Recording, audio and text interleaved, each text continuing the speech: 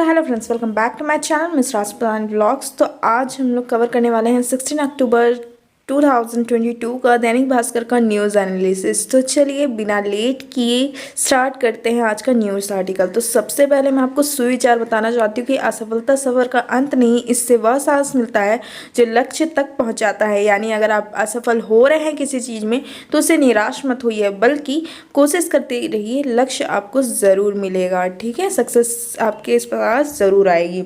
तो सबसे पहला हमारा आर्टिकल तो ये है सक्सेस से रिलेटेड, जो कि हमारी जो भारतीय महिला टीम है उन्होंने आईसीसी में 7वीं बार एशिया का जो है सरताज बन चुकी हैं। ठीक है, हमारी जो शेरनियाँ हैं वो है हमारी भारतीय महिला टीम। तो इन्होंने श्रीलंका को जो है वो हरा के 7वीं बार एशिया जो है कप जीता है। ठीक है, तो ये इंपॉर्टेंट क्वेश्चन एक हो सकता है हमारे एग्जाम्स में कि हमने कितने बार एशिया कप जीता है, तो वो हो गया 7वीं बार हमने जीता है। तो 7 बार हमने टोटल जीता है। ठीक है, तो इस जो गेम में सबसे बेहतरीन गेम 2 लोगों ने खेला है, एक है रेणुका सिंह और दूसरा है स्मृति मंगना। तो ये क्वेश्चन भी पूछ सकता है कि एशिया कप भारतीय महिला टीम में सबसे बेहतरीन खिलाड़ी कौन रहा, तो रेणुका सिंह और स्मृति मंगना रही हैं। ठीक है, अब ये इम्पॉर्टेंट क्वेश्चन है तो आप इसको एक बार अच्छे से समझ सकते हो।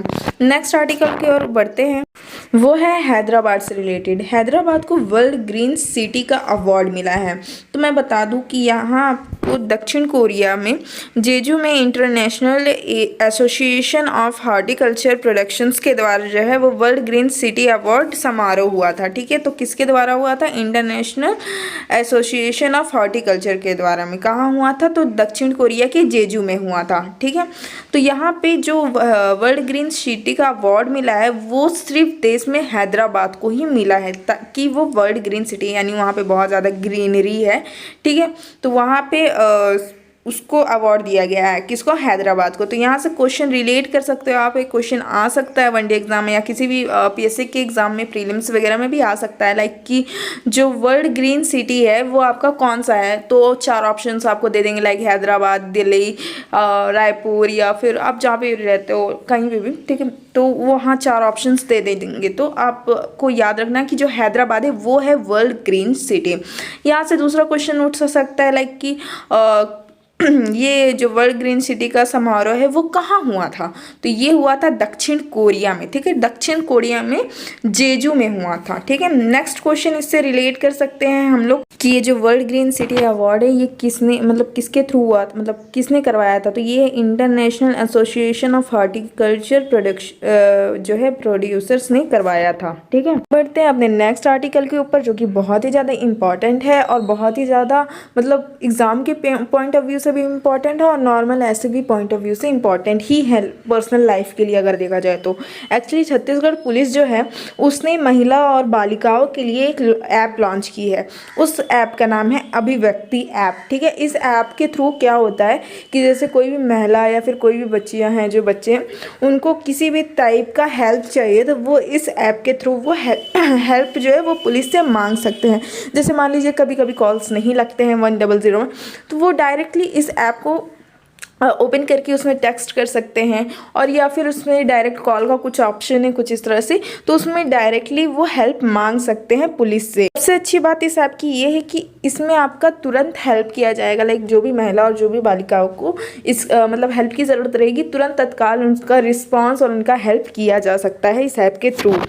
इस ऐप को जो पुलिस वाले हैं वो जितने ज़्यादा मतलब मात्रा में अपने अपने ज़िले, अपने अपने स्कूल्स एरिया में जहाँ जहाँ मतलब महिला और बालिका आपको मिलती हैं वहाँ वहाँ जाके वो प्रचार कर रहे हैं इस ऐप के बारे में, ताकि ये ऐप के बारे में लोगों को जानकारी हो और इस ऐप के थ्रू जो है वो लोग सेफ रहे हर जगह हर समय। ठीक है, तो इसके रिलेटेड क्वेश्चन किस तरह से आ सकता है कि छत्तीसगढ़ जो पुलिस है उसने महिला और बालिकाओं की सुरक्षा के लिए कौन सा ऐप जो वो लॉन्च किया हुआ है। ठीक है, तो अभिव्यक्ति ऐप जो है वो महिला और बालिकाओं के लिए हेल्प के लिए जो है वो लॉन्च किया गया है। तो ये आप इंपॉर्टेंट याद रखना, वनडे एग्जाम में ये पूछा जा सकता है। ठीक है, नेक्स्ट आर्टिकल की ओर बढ़ते हैं, जो कि हमारा कानन पेंडारी के ऊपर। तो यहाँ लिखा हुआ है 65 चीतल 21 नील गाय की शिफ्टिंग में लग जाएंगे 2 महीने। चीतल है और जो नील गाय है वो कहाँ शिफ्ट किया जा रहा है, वो शिफ्ट किया जा रहा है गुरु घासीदास नेशनल पार्क। तो आपका मेन क्वेश्चन मुझे ये बताओ, आप लोग बताओगे मुझे कमेंट में कि कानन पेंडारी कहाँ पड़ता है।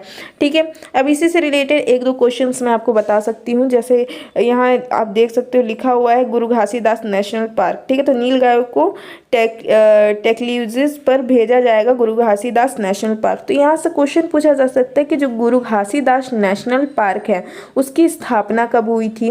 तो उसकी स्थापना हुई थी 1981 में। ठीक है, गुरु घासीदास जो है उसका पूर्व नाम क्या था, तो उसका पूर्व नाम था संजय गांधी राष्ट्रीय उद्यान। ये कहाँ पड़ता है गुरु घासीदास नेशनल पार्क, तो ये कोरिया, मनेनगढ़, चिरमी, भरतपुर और सूरजपुर में पड़ता है। ठीक है, इसकी क्षेत्रफल कितनी है गुरु घासीदास नेशनल पार्क की, तो 1440.70 वर्ग किलोमीटर। ठीक है, यानी 1440.70 वर्ग किलोमीटर है।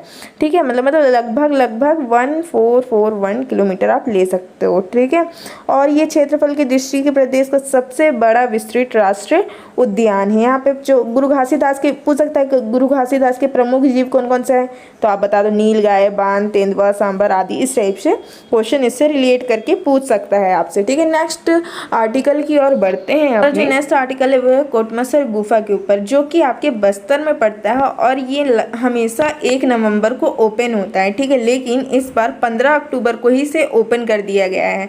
ठीक है, तो ये क्वेश्चन पूछ सकता है कि जो कोटमसर गुफा है वो कहाँ पे आपका पड़ता है, तो ये आपका पड़ता है बस्तर में। तो कोटमसर जो गुफा है ये एक पर्यटन स्थल यानी टूरिस्ट एरिया है। यहाँ पे लोग घूमने जाते हैं क्योंकि इसका जो दृश्य है बहुत ही ज़्यादा सुंदर है।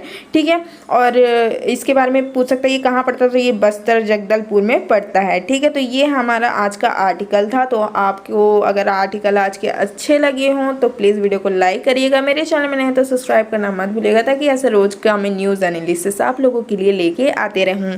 Thank you.